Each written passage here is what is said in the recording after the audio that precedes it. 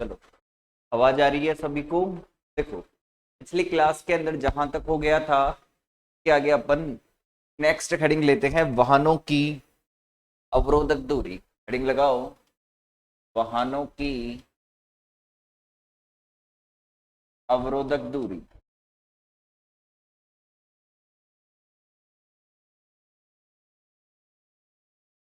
चलो लिखो, इसके अंदर लिखो पहले दो तीन लाइनें, फिर आगे समझाते हैं।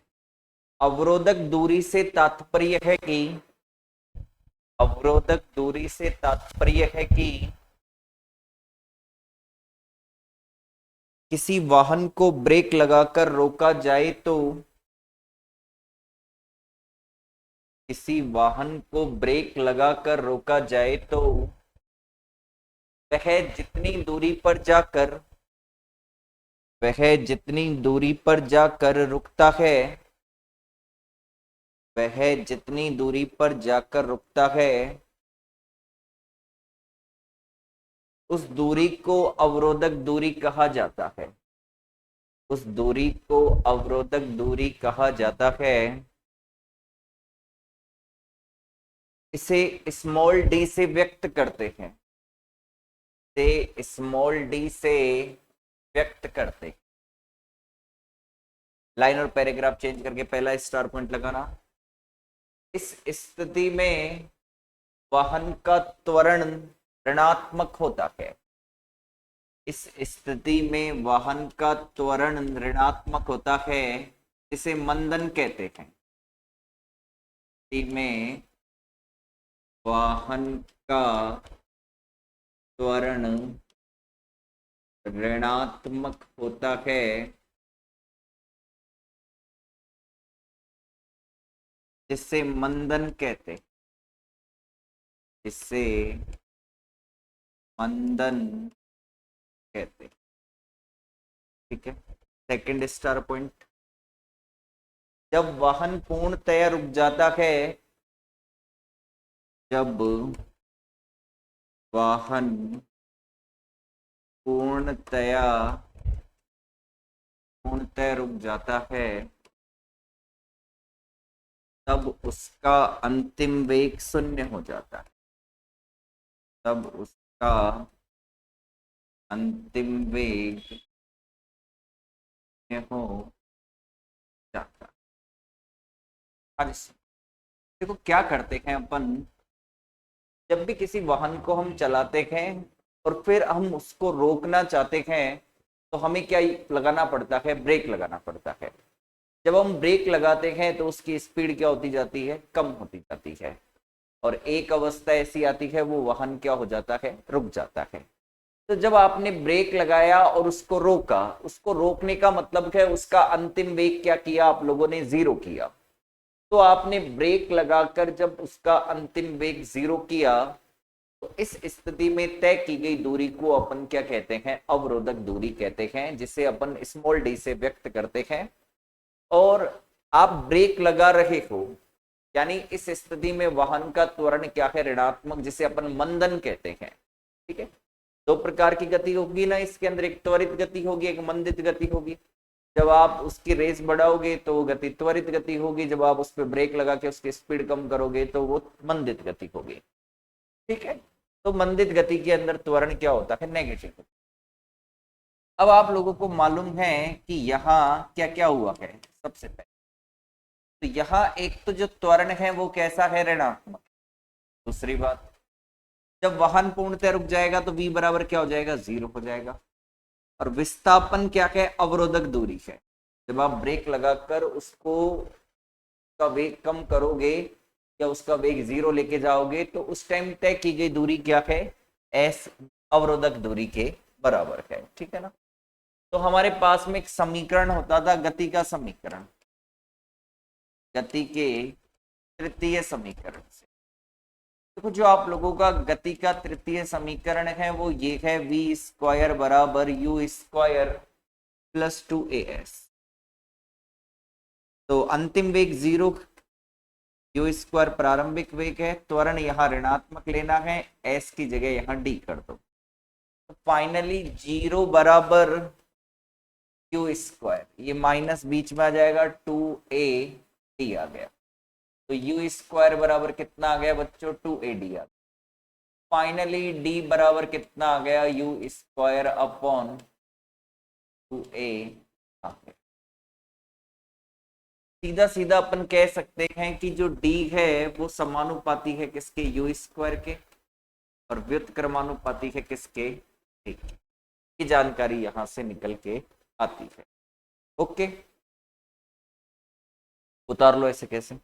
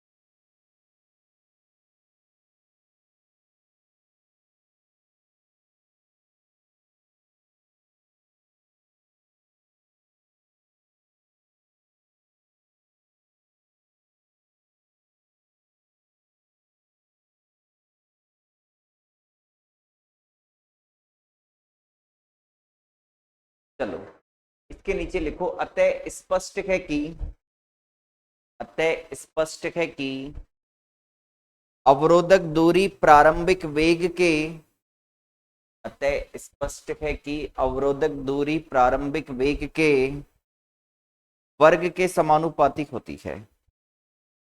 अवरोधक दूरी प्रारंभिक वेग के वर्ग के समानुपाती होती है।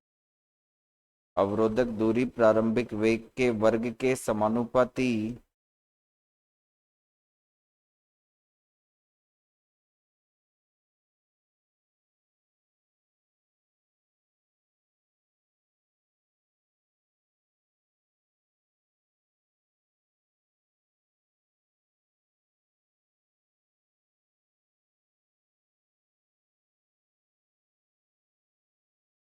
तो आगे लिखो, अवरोधक दूरी का मान, अवरोधक दूरी का मान ऋणात्मक त्वरण के व्युत्क्रमानुपाती होता है। अवरोधक दूरी का मान ऋणात्मक त्वरण के व्युत्क्रमानुपाती होता है। अवरोधक दूरी का मान ऋणात्मक त्वरण के व्युत्क्रमानुपाती होता है। चलो अब मैं सवाल लिख रहा हूं, क्वेश्चन, इस पर आधारित दो सवाल करेंगे। क्वेश्चन ये है कि वाहन के प्रारंभिक वेग को 2 गुना कर दिया जाए तथा उसका ऋणात्मक त्वरण, ऋणात्मक त्वरण जब भी माइंड में चले तो ब्रेक से समझना है ना, ब्रेक लगाए हैं। ऋणात्मक त्वरण अपरिवर्तित रहे तो वाहन की अवरोधक दूरी ज्ञात करो। तो वाहन की अवरोधक दूरी ज्ञात करो।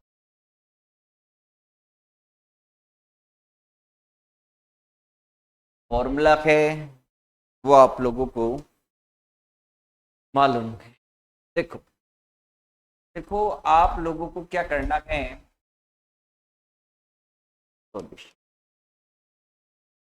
हमें जो फॉर्मूला पता है, हम जानते हैं कि जो अवरोधक दूरी होती है का फॉर्मूला होता है डी स्क्वायर बराबर यू स्क्वायर अपॉन, ये होती है, ये फॉर्मूला होता है। अब सुनो, अब क्या कह रहा है कि आप यहां पे क्या करो, देखो वेग दुगना करो, प्रारंभिक वेग दुगना करने, प्रारंभिक वेग को दुगुना करने पर तथा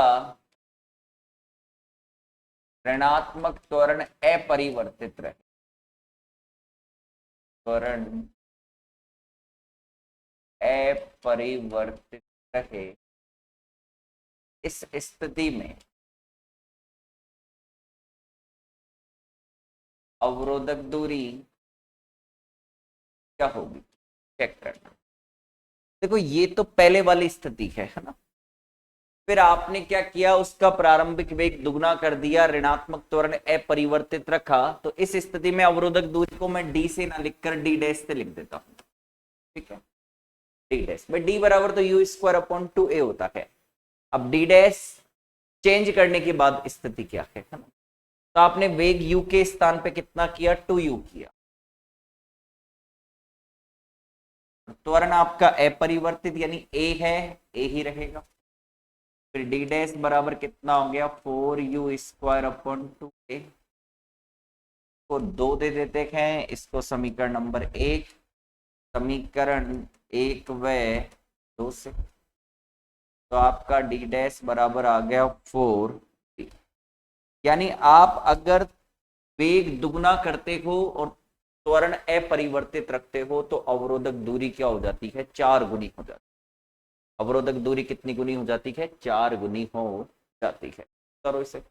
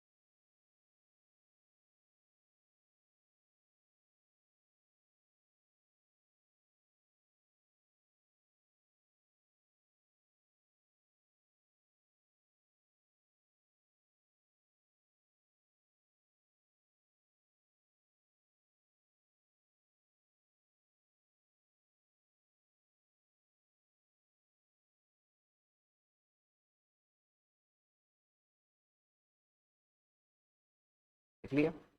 चलो अगला सवाल लिखते हैं। अब की बार दोनों चीजों को क्या करेंगे, अब की बार क्या करता हूं मैं, 3 गुना कर देता हूं। अब की बार में कितना गुना कर देता हूं, 3 गुना,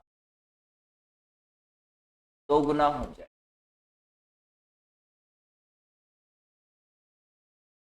तो वाहन की अवरोधक दूरी ज्ञात करो। ठीक है, तो प्रारंभिक वेग तो 3 गुना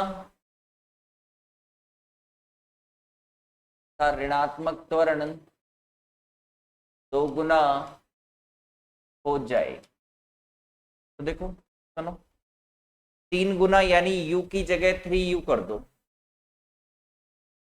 और त्वरण कितना गुना, 2 गुना यानी 2a कर दो। इसकी बात करें तो ये कितना हो जाएगा, 9u² बट्टा 2 2a, क्या आएगा, ठीक है ना। तो अब इस स्थिति के अंदर इसको समीकरण नंबर 2 दे देते हैं, 1 व 2 से, 1 व 2 से डी डैश बराबर क्या हो जाएगा, 9/2 डी हो जाएगा, यानी 4.5 गुना हो जाएगी। अवरोधक दूरी पहले की कितनी गुनी हो जाएगी, 4.5 गुना हो जाएगी। ठीक है ना, कितनी गुनी हो जाएगी, 4.5 गुना हो जाएगी। तो ये एक छोटा सा आप लोगों का टॉपिक था, ठीक है ना।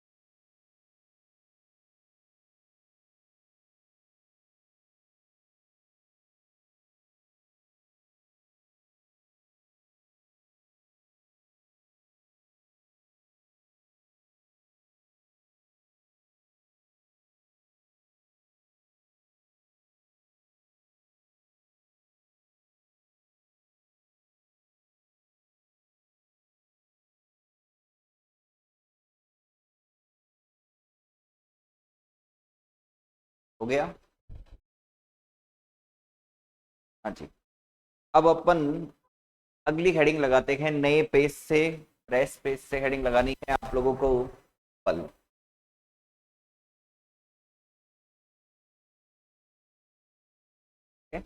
पल,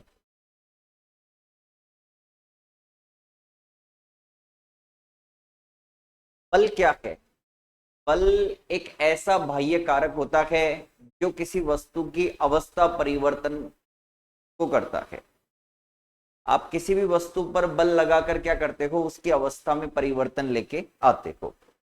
ऐसा बाह्य कारक जिसके कारण किसी वस्तु की अवस्था में क्या हो, परिवर्तन हो, या परिवर्तन का प्रयत्न करे कोई वस्तु। ठीक है, बल ऐसा बाह्य कारक जो किसी वस्तु की अवस्था में परिवर्तन का प्रयत्न करे या उसकी अवस्था को क्या कर दे, परिवर्तित कर दे। तो ऐसे बाह्य कारक को क्या कहते हैं, अपन बल कहते हैं। बल को आप एफ से रिप्रेजेंट करते हो, किससे रिप्रेजेंट करते हो, एफ से। और द्रव्यमान और त्वरण का गुणनफल क्या होता है, बल होता है। अब ये सदिश राशि है एफ, और त्वरण भी कैसी राशि है, सदिश राशि है। तो m इंटू ए वेक्टर करने पर आपको क्या मिलेगा, एफ वेक्टर प्राप्त हो जाएगा। लिखो इसके अंदर बल के अंतर, लिखना, बल वह बाह्य कारक है जिससे किसी वस्तु पर आरोपित करने पर बल वह बाह्य कारक है जिसे किसी वस्तु पर आरोपित करने पर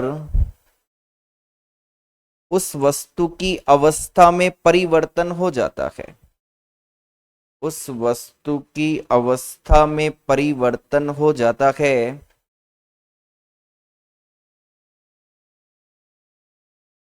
लाइन और पैराग्राफ चेंज करके लिखना। लाइन और पैराग्राफ चेंज करके लिखना।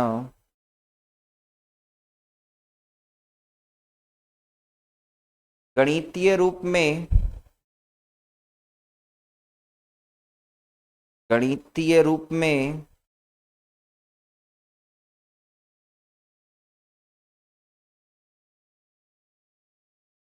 किसी वस्तु का द्रव्यमान व त्वरण के गुणनफल को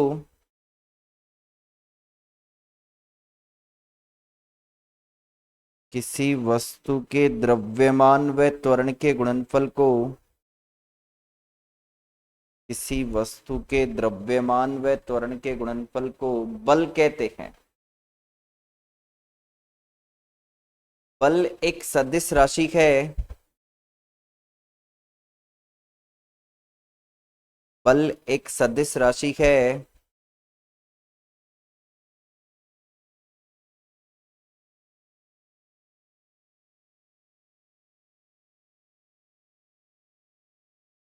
जिसे एफ वेक्टर से व्यक्त किया जाता है।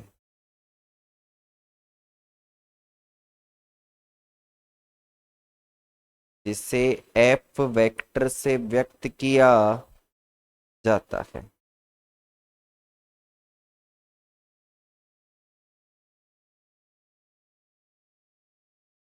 लाइन और पैराग्राफ चेंज करके लिखना। माना किसी वस्तु का द्रव्यमान, माना किसी वस्तु का द्रव्यमान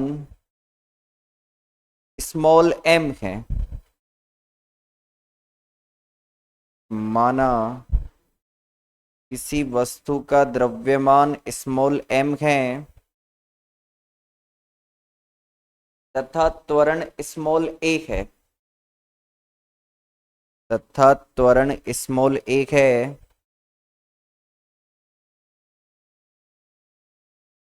तो उस वस्तु पर लगने वाला बल,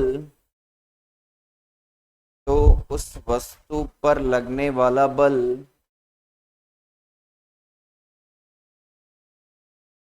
F बराबर लिख लेना एम ए। F बराबर लिख लेना एम ए।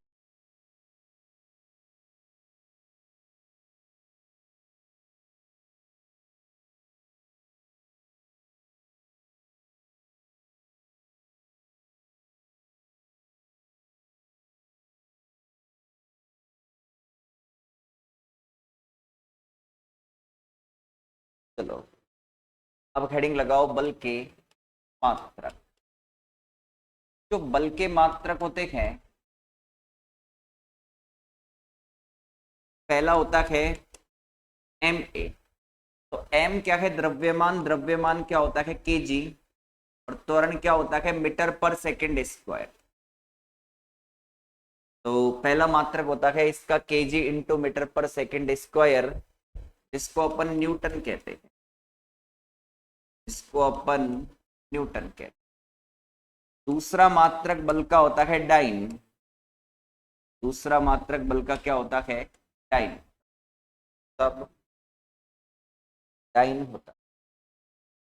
और एक तीसरी चीज ध्यान रखना, इधर स्टार पॉइंट लगा के, एक न्यूटन के अंदर 10 की घात 5 डाइन होते हैं।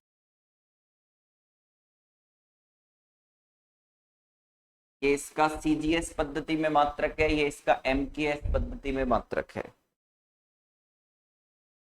एक सीजीएस में है बच्चा, एक एमकेएस में है।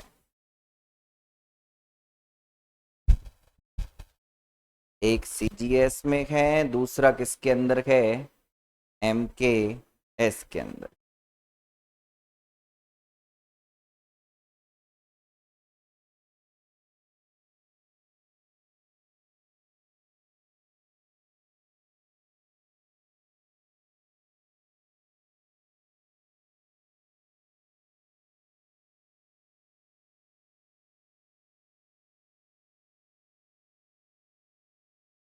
एक CGS में है, एक MKS में। ठीक है,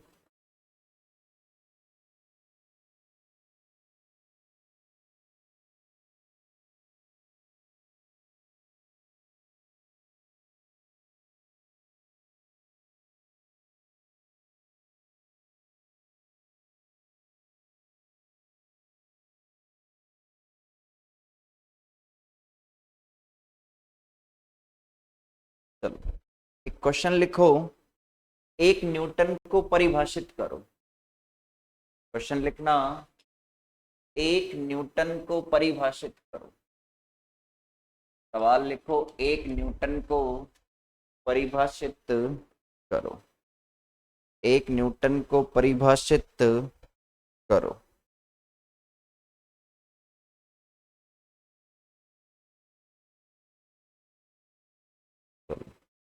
हमें क्या करना है, एक न्यूटन को परिभाषित करना है। देखो F बराबर होता है m। यदि m बराबर 1 kg, त्वरण 1 मीटर पर सेकंड स्क्वायर को, तो F बराबर कितना आएगा, m की जगह 1 kg रख दो और इसकी जगह क्या लिखोगे, 1 मीटर पर सेकंड स्क्वायर लिखोगे। तो 1 × 1 हो जाएगा। इधर क्या बच जाएगा, kg इंटू मीटर पर सेकंड स्क्वायर, और kg इंटू मीटर पर सेकंड स्क्वायर को आप क्या लिख सकते हो, न्यूटन। F बराबर कितना आ जाएगा, 1। का मतलब क्या हुआ, ठीक है, इसका मतलब ये हुआ कि यदि 1 किलोग्राम की वस्तु को 1 मीटर पर सेकंड स्क्वायर के त्वरण से त्वरित की जाए, उस वस्तु पर कार्यरत बल का मान कितना होगा, 1 न्यूटन होगा। यानी यदि 1 किलोग्राम की वस्तु को 1 मीटर पर सेकंड स्क्वायर के त्वरण से त्वरित किया जाए, तो उस वस्तु पर कार्यरत बल का मान 1 न्यूटन।